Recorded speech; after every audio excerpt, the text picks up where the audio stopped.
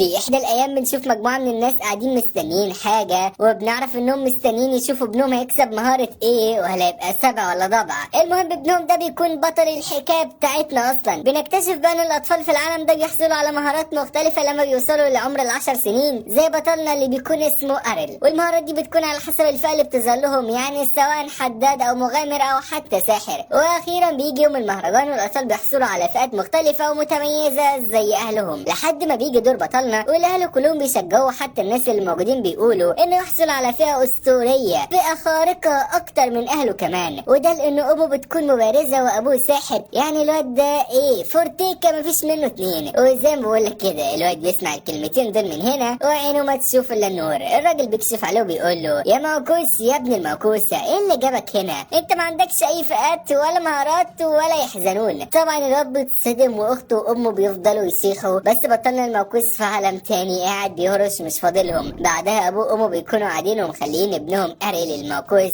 قاعد يتدرب على المبارزه. طبعا بيفضلوا يقولوا له يا ابني مش عاوزينك تيأس، ده انت حتى مننا وعلينا، بس لو عرفنا نجيب عيل غيرك هنجيب طبعا. فبيقول لهم انا هفضل اتدرب ومش هستسلم ابدا. واللي بيزيد الطين بله ان اخته بتيجي وبتقول له ما تقلقش يا اخويا يا حبيبي، انت بس اسمع كلامي وانا عايشك عيشه انما ايه حاجه كده توينكز. بطلنا اخر ما بيزهق بياخدهم على ترابيزه المفاوضات وبيقول لهم انا مش هستسلم، لان انا كنت بتدرب على المبارزه من وانا صغير، وبرغم ان الحاجه الوالده كانت بتاكلني علقه موت الا ان بسببها دلوقتي بقى عندي شويه مهارات بسبب التدريب الجحيمي اللي كنت بتدربه معاها. علشان كده انا مش هيأس ولا هقع في اعماق الهويه بسبب الاحباط. طبعا اهله بيحاولوا يشجعوه، بيكون هيقوموا يرقصوا من كلامه، بس اريل بيسيبهم ويروح علشان يتدرب في الغابه. وهناك بيشوف العيال اللي اكتسبت مهارات المبارزه بدون اي مجهود او تعب، والعيال اول ما بيشوفوه بيسالوه انت مفيش منك لازمه، انت بدون فايده وحالتك تصعب على الكافر، ايه اللي جابك هنا معانا؟ اريل بيقول لهم انا جاي علشان اتدرب، مالكوش دعوه بيا. العيال ساعتها بيتريقوا عليه وبيقولوا له تتدرب ايه بس، احنا مش محتاجين التعب ده كله، احنا هنجرب مهاراتنا الجديده وكده فل خالص. ومن قتال العيال مع بعض بنعرف انهم كسبوا مهاره فن السيوف الاسطوري واللي هيخليهم يتحركوا بالسيف بكل سهوله. الصدمه ان بطلنا بيقول لهم انا عاوزكم تعاركوني انتوا الاثنين. العيال بتتنمر عليه وبتقول له انت بدون فايده، يعني هنقضي عليك في ثانيه. كل ده واريل بيقول لهم بكل اللامبالاه انه ما عندوش اي مشكله يقاتلهم هما الاثنين. فواحد فيهم بيقول له تمام معلم انا هواجهك لوحدي، بس ما تنساش تفعل مهاره الحمايه، ودي يا صديقي بقى مهاره على عكس الفئات كده بيحصلوا عليها اول ما يتولدوا، ودي بتحميهم من الاصابات الخفيه وبتحميهم من الضربات الخطيره. المهم الواد بيفضل يتنمر عليه وبيقول له ما تقلقش مش هضربك لحد ما تموت. اريل ما بيتاثرش بولا حرف من كلامه، فالواد بيتعصب اكتر من كتر الغضب بيهجم عليه. اريل بيصد هجماته بسهوله واللي ناقص يقاتل معاه بصباع رجل الصغير، لدرجه ان الواد التاني بيقول له يا ابني ما تهزرش يقضي عليه، بس على مين؟ ده حتى مش عارف يرجعه خطوه واحده لورا. الواد يعني لا شكله وحش قوي مش عارف ياخد لا حق ولا باطل، فبيطلب من صاحبه انه يهجم عليه في نفس الوقت. ولحسن الحظ اريل بيتفادى هجومه، بيكون كل اللي شاغل دماغه ان ده مش تدريب لانهم في مستوى واحد، بس بعدها بيقرر يستغل تدريبه وحركاته اللي اتعلمها وبيهجم عليهم. العيال حرفيا ما بيحاولش يشوفه وبيكون اريل قضى على واحد منهم، ولكن بينما بيلعن في اريل اللي عاوز يقتله بيتكعبل في صاحبه اللي نام مني على الارض كده، واريل بيقول له عيب تسيب صاحبك نام لوحده وبيديله ضربه بتقضي عليه وكمان. بعدها واحد فيهم بيفوق بيقول لاريل بكل غضب ازاي تهاجمنا واحنا مش مستعدين، ايه كميه الجبن والحقاره اللي انت فيها دي؟ والتاني طبعا بيطبل له وبيأكد على كلامه، بس بيعطيهم شخصا ما واللي بيعرفهم انهم لازم يفتكروا معاركهم ويستفيدوا منها، لان في المعركه الحقيقيه محدش بيرحم حد. ويا ريت تبطلوا احراج لنفسكم اكتر من كده ولموا نفسكم وامشوا. الواد بيكون لسه يتخانق معاه هو كمان، بس صديقه بيحذره لان الشخص ده سياف مشهور عندهم. المهم ان الشخص ده بيهاجمهم وبيروح يتكلم مع اريل وبيقول له فكك بقى من الحشرات اللي انت كنت بتواجهها دي، انا عاوزك تتبارز معايا وانا هوريك المبارزه الحقيقيه عامله ازاي. بنكتشف ان العيال دي ان الواد ده هو ابن قائد الامن بتاع القريه، وبنعرف ان ابوه كان بيطلب من ام اريل انها تقاتل مع الوحوش بسبب قوتها، لكن الواد بيكون شايف ان ام اريل ضعيفه ومش بقوه ابوه، علشان كده بيكون متعصب وعاوز يثبت للجميع ان ابوه هو الاقوى.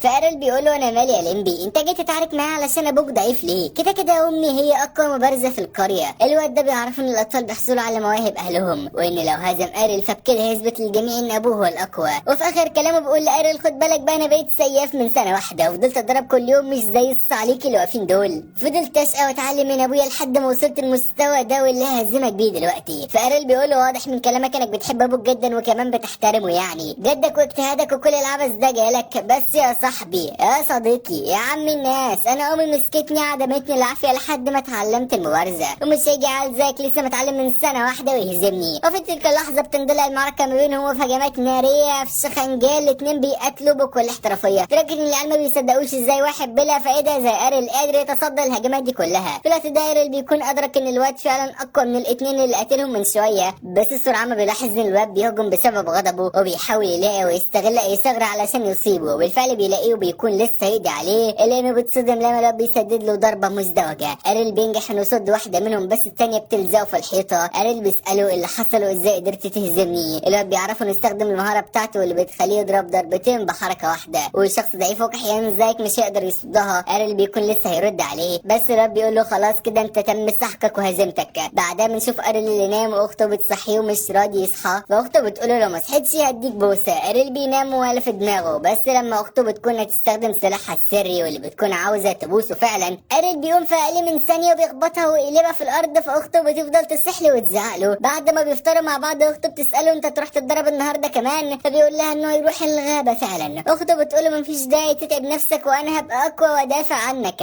ارل بيقول لها خليكي في احلامك دي ويسيبها وبيمشي. بنكتشف ان اخته اللي بتكون قلقانه عليه ان ارل بعد ما تم هزيمته على ايد الواد ده وهو بيتدرب كل يوم بلا كلل او ملل، امها بتحاول تطمنها وبتقول لها تعالي عاوزه اوريكي حاجه، وبتاخدها توريها صندوق مليان سيوف متكسره وطالعين اللي خلفوها. فالاخت بتسالها ايه دول يا حاجه، امها بتعرف ان كل السيوف دي ارل كان بيدرب بيها واتحطمت في ايده، وواضح كده ان منافسته الاشخاص اللي قده خليته يتحمس ويتدرب اكتر. ورغم ان اخته بتكون سعيده علشانه الا انها بتقف كده مره واحده وبتقول لامها انها تخلي العالم افضل علشان اخوها يعيش براحته.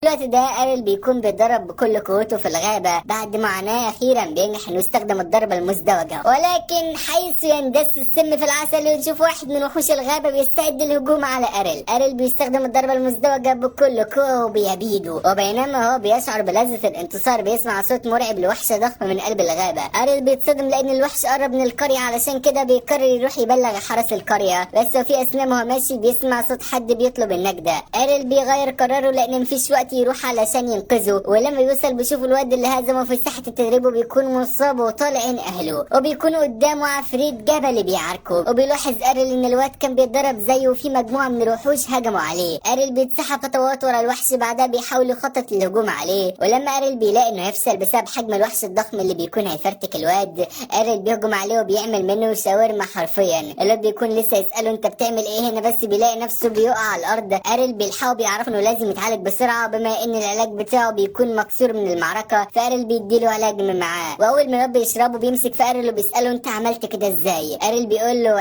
حيلك مفيش حتى شكرا. الواد بيقول له انا شاكر ليك بس لازم تعرفني استخدمت مهاراتي ازاي. ارل بيعرف انه فضل يتدرب لحد ما نجح انه يتعلمها. الواد بيعمل ايرور كده لان ارل من غير فئة المفروض ما يقدرش يستخدم اي حاجة من المهارات. الخلاصة يعني ان ارل بيلاقي الواد متعقد ومش فاهم حاجة فبيعقده بزيادة، وبيقول له لازم يكون عندك رشاقة ودقة ولازم منه تصحى الساعة 9 الصبح تجري وكده. واخيرا وليس اخيرا انا اتعلمتها بسببك لان مع تدريبي معاك قدرت افهم المهارة دي. الواد طبعا دماغه بتلفه وما يكونش فاهم اي حاجة.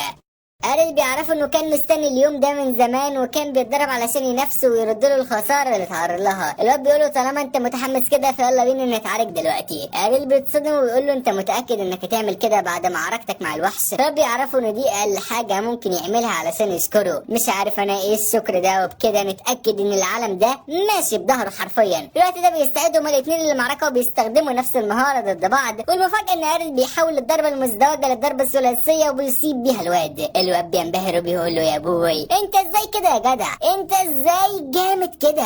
ارل بيعرف ان الحركه دي مش مهاره عنده وانما اكتسبها بتدريبه، بالتالي يقدر يضيف عليها ويعدل فيها براحته. الواد ما بيصدقش ويفضل مصر ان ارل عيل كحيان وهلفوت بدون اي فايده، واكيد بيستخدم حاجه علشان يخدعه بيها. وبعد جدال طويل عريض بدون اي فايده بيستعدوا هما الاثنين لتسديد هجمه واحده تحدد الخاسر من المنتصر فيهم هما الاثنين. وبالفعل بيبدا الهجوم، وارل بهجمته الثلاثيه بيخلي الواد يلزق في الارض. بعدها بيقول له ان اليوم اتبدلت الادوار وتمت هزيمتك على ايدي. فالواد بيساله انت ازاي بقى القوه دي؟ اكيد انت كنت بتخدعني في اول معركه لينا وما استخدمتش قوتك كلها. اريل بيعرف انه كان بيستخدم كل قوته ولكن قدر يبقى اقوى واسرع من خلال تدريبه. الواد ما بيقدرش يستحمل وبيقول يا ارض انشقه بلعين من كتر الاحراج. اريل اللي رد له الاهانه اضعاف مضاعفه بيسيبه بيمشي بعد ما علم عليه حرفيا. بعد كام يوم بنشوف اريل وعيلته قاعدين وفي فقره الغيبه والنميمه. امه بتقول لهم انا سمعت ان الواد ابن حارس الامن بتاع القريه سافر وراح لمدينه باريس. اريل اللي على الله حكايته مش عارف اي حاجه ويسال امه تطلع ايه مدينه باريس دي يا امي؟ امه بتعرفه انها مشهوره باسم مدينه السيوف وانها كانت شغاله في نقابه هناك وهي صغيره، وهناك فضلت تضرب وتستمتع بوقتها مع اصدقائها لحد ما قابلت سعيد الحظ جوزها واتجوزته. اريل بيسمع الكلام ده من امه بيقرر انه عاوز يروح المدينه دي ويثبت نفسه للعالم رغم انه عيل كحيان وعديم الفائده. فيا ترى ماذا سوف يحدث لأريل؟ قبل ما تقفل يا صديقي عايز اقول لك حاجه، ان الانمي ده ما عجبنيش قوي لان قصته تقليديه ومش الحاجات اللي احنا بنحبها. فلو الانمي عجبك يا صديقي وعايز ننزلك بقى حلقاته قول لي وانا عنيا ليك، وما تنساش اللايك بقى والاشتراك بتاعك، ويلا دمتم في رعايه الله والسلام.